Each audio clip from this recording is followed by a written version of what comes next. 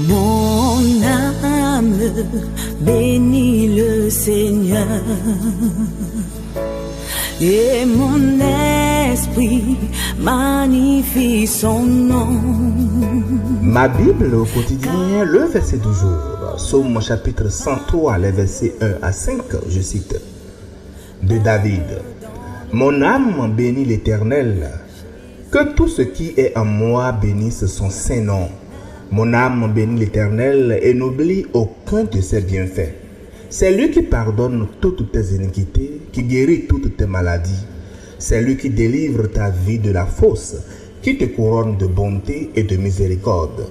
C'est lui qui rassasie de bien ta vieillesse, qui te fait rajeunir comme l'aigle. Fin de citation, glorifions le Seigneur.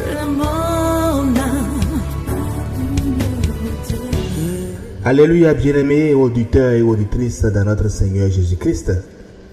Aujourd'hui, nous méditons sur les 5 premiers versets du Psaume 3. Et déjà au premier verset, David ne s'est pas d'abord adressé à Dieu ni aux hommes, il s'est adressé à lui-même, à son âme. Il dit, mon âme bénit l'Éternel. Le mot hébreu ici pour âme est nefesh, qui désigne bien plus que ce que nous entendons par âme. La nefesh, c'est la totalité de l'être, le souffle, le désir, la vie intérieure, la personne entière. David convoque donc chaque fibre de son être à l'adoration. Mais pourquoi cette injonction à lui-même? Bien-aimé, parce que David sait que par expérience, l'ingratitude est la maladie naturelle du cœur humain. Il a connu la gloire et la honte, la grâce et la chute, la guérison et l'épreuve. Et c'est précisément par ces expériences qu'il a eu qu'est né ce psaume où il ne voudrait pas les mettre dans l'oubli. Il dit, mon âme bénit l'Éternel et n'oublie aucun de ses bienfaits. Le verbe hébreu shaka, qui signifie oublier, négliger, abandonner au fond de la mémoire. Et David nous avertit ici que l'oubli des bienfaits de Dieu est une perte spirituelle. C'est pourquoi il adresse ici, verset par verset, un catalogue de grâces que je trouve qu'on peut répartir en 5 bienfaits.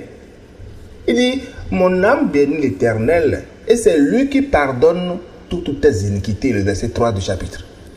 Le thème hébreu avon désigne l'iniquité dans sa dimension la plus profonde, la torsion morale, la faute délibérée, la perversité du cœur. Et pourtant, David dit toutes, pas quelques-unes, pas celles qui sont pardonnables selon les critères humains. David dit toutes. Le verbe salash, bien sûr en hébreu, traduit par pardonner, est réservé dans toute l'écriture hébraïque exclusivement à l'action de Dieu. Jamais un homme ne pardonne avec ce verbe. C'est un acte divin absolu. Dieu guérit toutes tes maladies. C'est par ces meurtrissures que nous sommes guéris, nous dit Ésaïe 53, le verset 5. Le second bienfait est que c'est Dieu qui guérit ta vie de la fosse, le verset 4. La fosse ici, c'est une métaphore de la mort, de la destruction du néant. Mais le verbe utilisé ici est plus saisissant. Gal en hébreu, c'est-à-dire du Goël, le rédempteur, celui qui paie le prix pour libérer le membre de sa famille captif. Donc ce n'est pas une simple délivrance ici, c'est une rédemption. Et une autre version de la Bible nous dit, il rachète ta vie de la géhenne. Le quatrième bienfait est que c'est Dieu qui te couronne de bonté et de miséricorde. Bien-aimé, couronner, c'est poser une couronne sur la tête. Mais quelle image! Dieu nous entoure de sa bonté comme une couronne entoure la tête d'un roi. L'enfant de Dieu n'est pas un mendiant devant le trône céleste. Il est couronné de grâce et c'est ce que nous sommes. Et le cinquième bienfait du verset est que c'est Dieu qui rassasie de bien ta vieillesse, qui te fait rajeunir comme l'aigle. Rassasier, c'est remplir jusqu'à satisfaction complète, c'est combler. Dieu ne donne pas au compte-gouttes, il nous rassasie. Et puis vient cette image royale, l'aigle, l'oiseau le plus puissant, le plus noble, le plus durable de la création. L'aigle, vous savez, renouvelle son plumage chaque année. Vieux qu'il soit et épuisé, il passe par une mue douloureuse et il ressort transformé, vigoureux, prêt à voler de nouveau. Et c'est cet oiseau que David choisit pour illustrer le renouveau que Dieu opère dans la vie de ses enfants. Mais ceux qui se confient en l'Éternel renouvellent leur force. Ils prennent le vol comme les aigles. Ils courent et ne se lassent point. Ils marchent et ne se fatiguent point. Chers amis dans le Seigneur, David dans ce psaume, on voit clairement qu'il s'est exhorté lui-même. Il n'est pas seulement un roi et un guerrier.